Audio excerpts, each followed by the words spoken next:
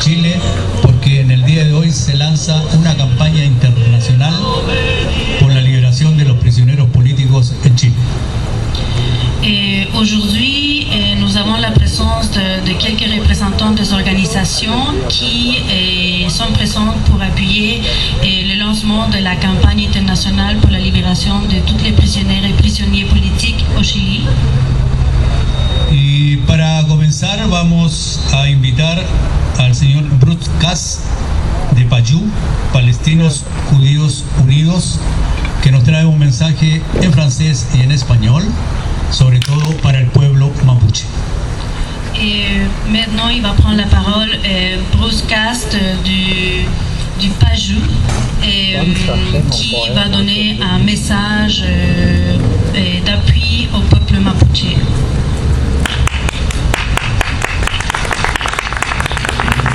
Primero que nada me gustaría agradecer a los organizadores de este evento, un evento muy importante para marcar la cuestión que existe todavía en Chile, y esto desde la dictadura de Pinochet, la cuestión de los prisioneros políticos y la represión otra vez de un gobierno de derecha contra el pueblo chileno. Comme je viens de dire, je veux remercier les organisateurs de cet événement, qui est un événement assez important et qui marque quelque chose qui existe toujours, et ça depuis la dictature de Pinochet, la question des prisonniers politiques et la répression du peuple chilien par un autre gouvernement de droite, cette fois de Sébastien Piñera. Pour moi, ici aujourd'hui, je suis ici aussi pour une raison tout à fait particulière. C'est parce que peu de personnes savent qu'il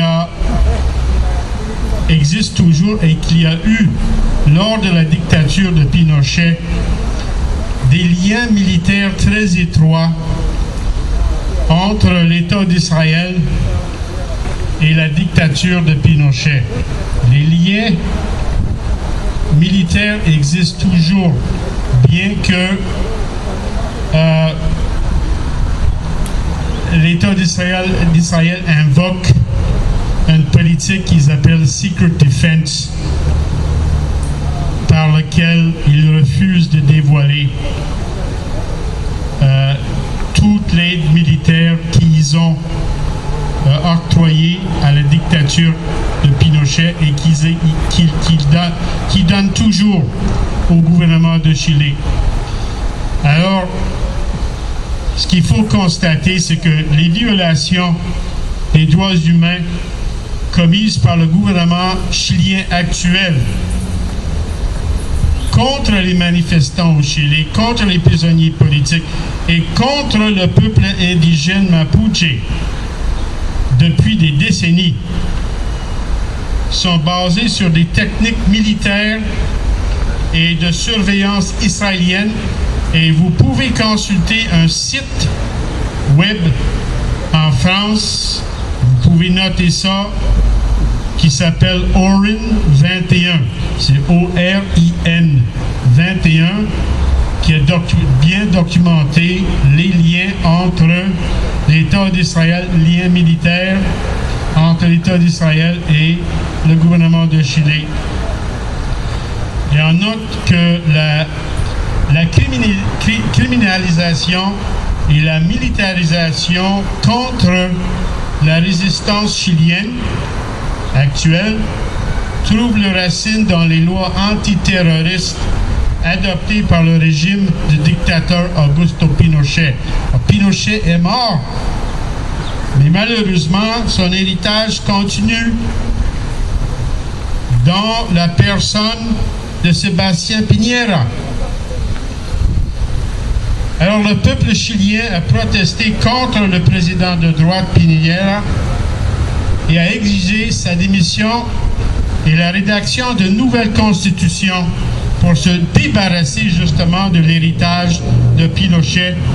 Mais l'état d'urgence et le couvre-feu auquel les manifestants ont été confrontés et continuent d'être confrontés rappellent la répression dont le peuple chilien a été victime et continue d'en être victime avec la bénédiction de Washington et Ottawa.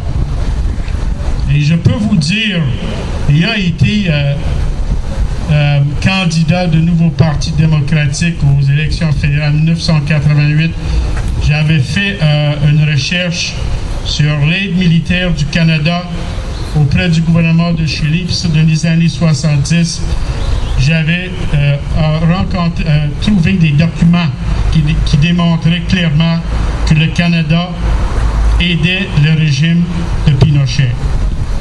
Et je dois vous dire que le gouvernement canadien n'est pas si blanc que ça, à part de la suprématie blanche qui court un peu dans les corridors.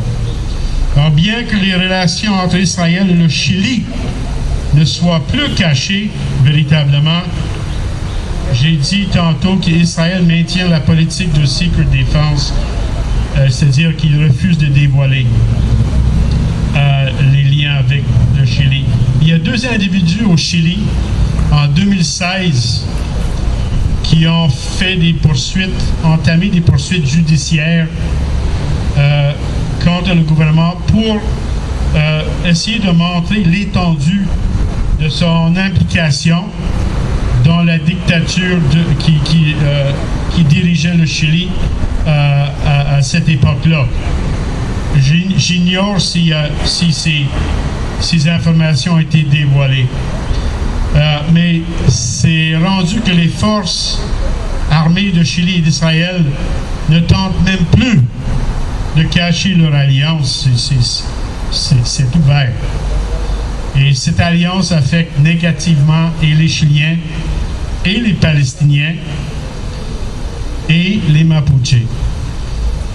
Y esto es prueba de que, al igual que los pueblos chileno y palestino, cuya victimización a las manos de regímenes militares opresores son entrelazadas, la lucha del pueblo chileno por la restitución de la democracia perdida el 11 de septiembre de 1973 es la lucha de todos los pueblos oprimidos y racializados del mundo entero.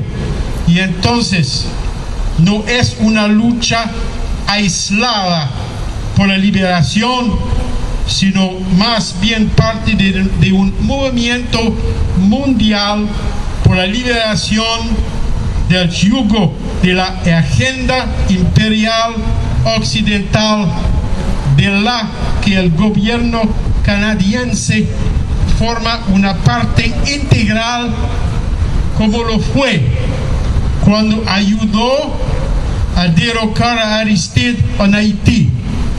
Todo eso es entrelazado. Y el gobierno canadiense continúa, como lo es ahora, como parte del incapacitado grupo de países de derecha conocida como el Grupo de Lima, cuya fundadora y directora ejecutiva se llama Chrystia Freeland. Ustedes pueden buscar la información sobre los orígenes del Grupo de Lima y van a encontrar el nombre de Chrystia Freeland.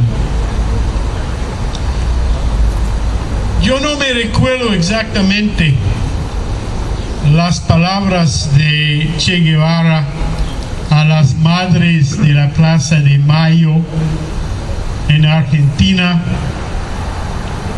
aquellas madres cuyos hijos y maridos hacen parte de los desaparecidos, como los desaparecidos en Chile, matados por la dictadura de Pinochet.